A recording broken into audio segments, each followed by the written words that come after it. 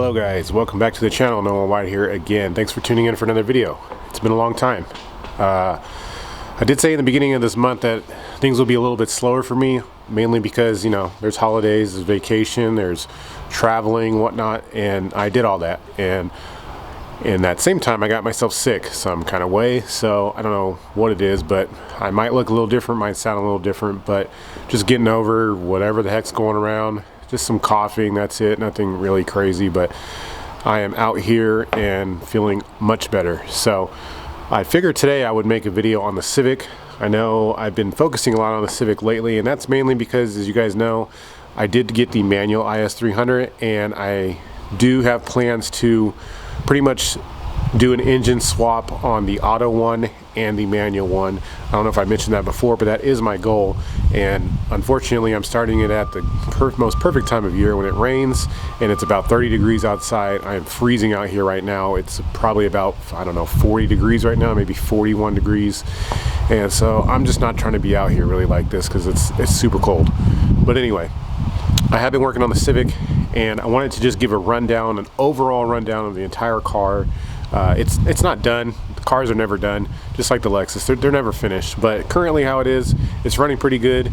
I'm making 13 pounds of boost right now on a completely stock, unopened, well, I shouldn't say unopened, a stock internal rods and pistons B18B non-VTEC engine. So the turbo is small, so you know, all the pounds and stuff is pretty relative, but still, it's considerable considering the engine. But I did want to give a rundown of that and pretty much show you guys what I have on it, and you know, that way you can follow it if you like, and give you a cost breakdown. I did a similar video like this on the Lexus. I'll put it in the link in the description, or put it here on the screen somewhere so you can see that if you would like. As you guys know, I try to keep my builds as budgeted as I can. Deals are great. However, you guys can totally do whatever you want. You can buy brand new, you know, top of the line stuff. It's entirely up to you. That's the beauty of it. Anyone can do whatever they want, and you know, the end goals will more than likely be the same. So I'll just show you guys what I have on this Civic, beginning by just explaining what the car is real quick, what engine I have in it, and then I'll go into detail on a few of the other little things. Try to keep the video a little short so you guys don't have to hear me yap too much. I did write everything down on some paper, so excuse me if I'm not really staring at the camera so much, but I will just give you guys a quick rundown on what this car is. I do plan on setting up a dyno appointment for this car, but that's probably not going to happen until January. As you guys know, everyone's just busy. New Year's, Christmas, birthdays, whatever. So nothing really happens around this time of year. I get it. And so hopefully you guys just stay tuned for that. I do want to see how much power this car makes right now. If I had to guess, it seems to be making around 260-ish wheel right now, which is substantial considering, you know, the stock power rating of these cars. But I don't know. That's just a guess. So nonetheless, let me just show you guys what we got. So this is my, disregard the 240 back there, but this is a 1989 Honda Civic, an EF sedan if you want to call it that. This particular model is an LX model, so that means power steering, power locks, air conditioning, all that good stuff. I don't have the bumper on there yet. I still haven't got around to fabbing it up and modifying it to fit the front mount intercooler quite yet, but nonetheless, that's what this car is. It came stock with the D series, a D15 B2. They make like 90 horsepower stock, and that's just what they're rated at the crank. So I do like these cars a lot, but just so you know, this is what we're starting with. Nothing very exciting inside. It's just a factory 5-speed car. This interior was blue. I swapped it all to the gray stuff because it just looks just a little bit better. But yeah, nothing inside is you know, modified or anything like that. I don't even have any gauges in here or anything yet. I always recommend to at least run a boost gauge and a wideband gauge, but to be honest, I'm just using my laptop for that for now. So, you know, I guess that keeps the cost down for that for a little bit. But yeah, nothing here is real exciting, just kind of regular stuff. So under the hood we have I went on ahead and swapped in a B series engine, the B18 B1. This is found in the 94 through 2001 Acura Integras. It doesn't have VTEC, and that's just kind of how it is. There's nothing real special about it. It's a 1.8 liter. They make 140 horsepower stock. I mean, obviously just the motor swap alone is you know, leaps and bounds better than the D series that was in there. But the swap alone, I wasn't sure if I should include the price of this swap in this whole turbo build, because really, I mean, I'm just putting the turbo kit on this engine. But in case you guys want to know, I did get this engine out of a junkyard, and I bought it when it was on like a special. It was like 50% off. So I got the engine and I got the transmission for a total of, I think, I got the engine, I got the transmission, and I got the rear trailing arms with the disc brakes on it for 500 bucks total for everything. And I got, you know, the motor mounts and all that stuff like that. I probably spent about 700 or 800 bucks just to get this motor in here and running on the stock computer. So there's that. I mean, obviously I don't know how much B series go for these days, but I don't know how much they are, but they're out there. So that's how much that stuff costs, in case you guys want to know. So it brings me to the main part of this turbo kit, which is the manifold and the turbo. Again, I wait and I look for stuff that's for sale, and I just get lucky, or, you know, obviously maybe I'm just blessed, you know, and shout out to God. But I do seem to come across some pretty good deals sometimes, like this turbo and this manifold. I picked up this turbo, which is the normal ram horn style manifold. You could probably buy these brand new on eBay for maybe 300 bucks, all the way up to probably $1,000 if you go to Full Race or Bull Boost or PLM. They make really nice manifolds. But I got this manifold and this turbo for $250 total on OfferUp. This turbo is a GT3071. It's a really small turbo.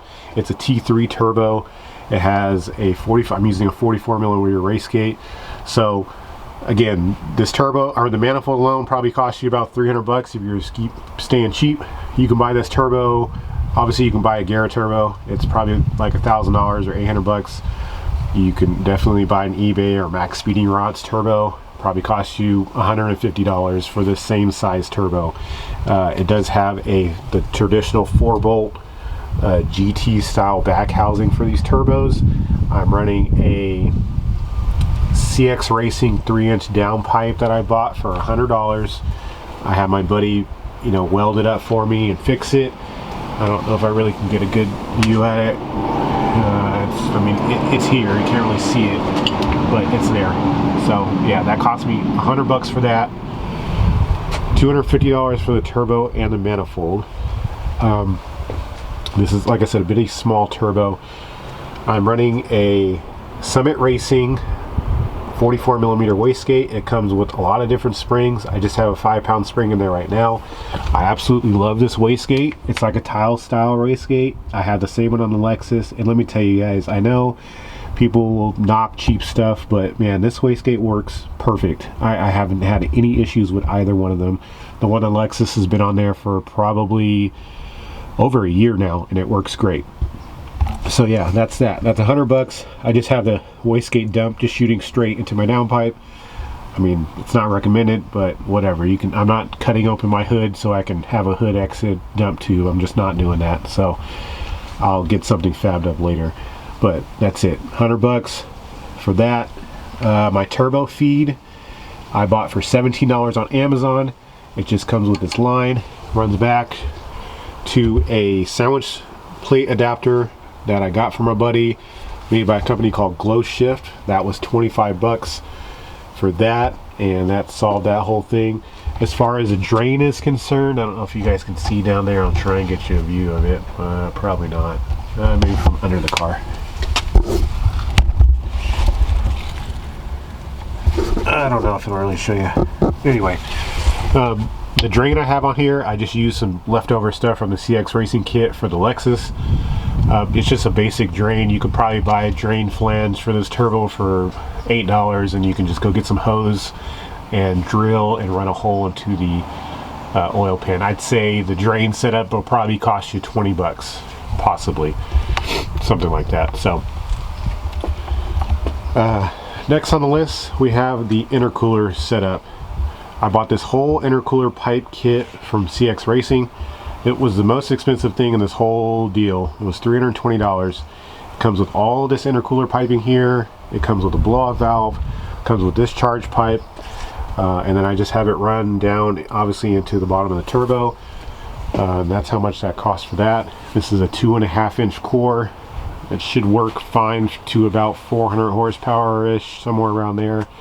If you're using a small turbo like I'm using and you want to get to 400 horsepower, you know, likely, I don't know, this thing's probably going to heat soak at some point because that turbo is really too small to be doing that, and it's just going to start blowing a bunch of hot air. But as of right now, when I have it at 13 pounds, it's doing just fine. My intake air temperatures are maybe peaking at about 60 degrees, and that's it. So yeah, there's that. You do have to run an aftermarket radiator with this particular manifold. I bought this radiator and fan on Amazon for $100. You could run the Skunk 2 like alpha half radiator. I don't really know if it fits or not. I can't confirm that, so you know, have to do your research on that. And I think that's it regarding the hardware that you can see.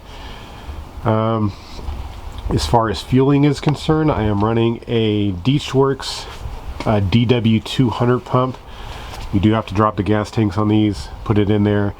Got that in there, no problem at all. It does flow 255 liters per hour at 40 pounds of pressure.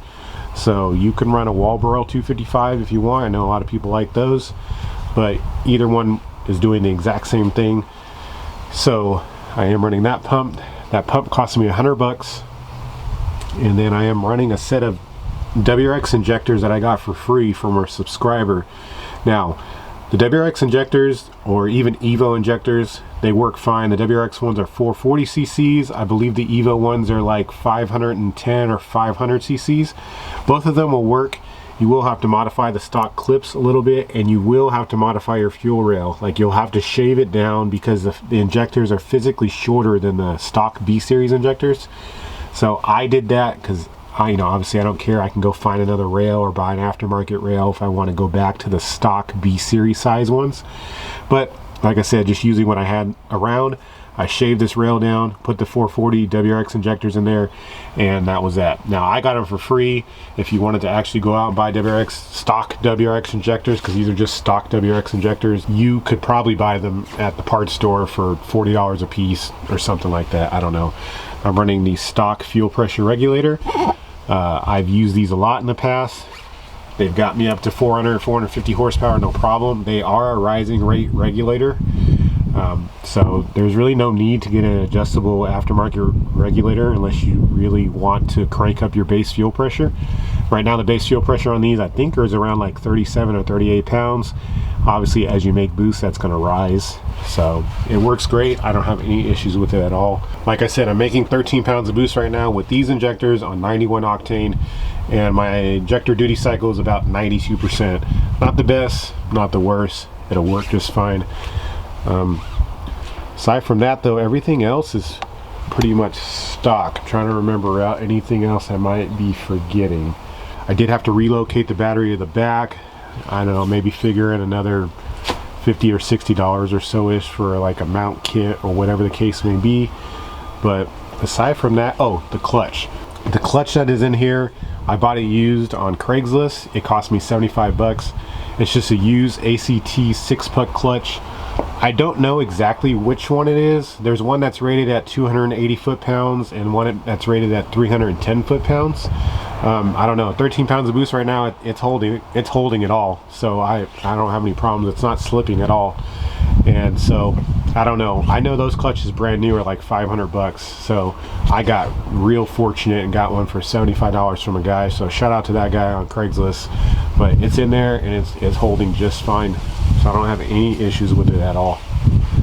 I know I just ran through a bunch of stuff real fast, and hopefully you guys got all the prices and whatnot, but in case you didn't, let me just run over it real quick again so you guys know exactly where I'm at. So first I have I wrote it down. So first I have the turbo and the manifold. Now I'm going to go over the prices that I paid and the stuff that I have on the car as of now.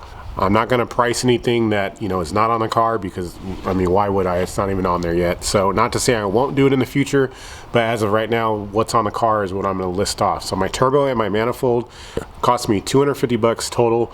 As I said, it's a ram horn, traditional style turbo manifold, bottom mount manifold. My intercooler kit from CX Racing cost me $320. That's the entire kit. You can bolt it all up into the car, no issues at all. My injectors were free. Those are WRX injectors, 440cc injectors, absolutely free to me. I didn't have to pay anything for them, so I got lucky with that. I'm running an ACT 6-putt clutch. I don't know what stage they are. I don't even think they call them stages anymore. They might, but it is a 6-putt clutch. I'm pretty sure it's not their heavy duty pressure plate, but either way, 75 bucks for that, no problem. And then I'm running a Summit Racing 44mm wastegate. That was $100. And then I'm also running a Deechworks DW200 fuel pump. That was $100 for that. And I believe that's everything. I did not touch on the ECU stuff in the car. That is a whole nother, story. For me, I am running an ECU Masters EMU Black only because I had the same thing on the Lexus, and all I did was unplug it from my Lexus and just wired it into the Honda. So I paid $160 for a universal wiring harness to wire into my Civic, so that way I could just take my current standalone ECU and just plug it into my Civic and it'll run my Civic, or I can unplug it and plug it back into the Lexus and it'll run the Lexus. So that's the beauty of having that. But it only cost me $160 to get an ECU of some sort to run the car. Obviously, everyone's not going to want to do that. The ECU Masters ECU does cost $1,200. It is a standalone, and if you wanted to get the ECU and the wiring, you're looking at about $1,300 or $1,400 to do that. Obviously, if you don't want to get a standalone, I highly suggest doing something else. You can go to the tried and true Honda, the S300. They used to have an S100, but I don't think they make that anymore. So the S300 is probably your cheapest option for an OBD1 tuning solution. I think those are now pretty expensive. I think they're like $600 to do that. There might be Chrome still might be out there, or Neptune might be Neptune RTP now or something like that. Those are very useful solutions as well. You can use those. I think those probably run you about $200 or $300 to tune that way. It's just a little bit more old school kind of tuning, but it still works, so you can definitely try that out. But miscellaneous stuff for me, like spark plugs, hoses, the MAC valve, the boost, controller, that little stuff like that, I'd probably put that in a category of about $150. So for me in total, I spent on this car to turbo it, just the turbo stuff, not the engine swap. The turbo stuff probably cost me about $1,100, somewhere around there. So it's considerably less than the Lexus, but still, $1,100. It might not be expensive to it might not be cheap to everybody, but $1,100 is pretty reasonable, I believe. If you kind of just sit around and wait for some deals to pop up, you might get lucky. And $1,200 or about $1,200, I should be able to push this setup to. I should be able to make 300 wheel horsepower, I believe, with this setup, no problem. Once I get a bigger set of injectors, I don't see why I couldn't push this until the motor blew up if I wanted to go that far with this turbo and with this particular setup.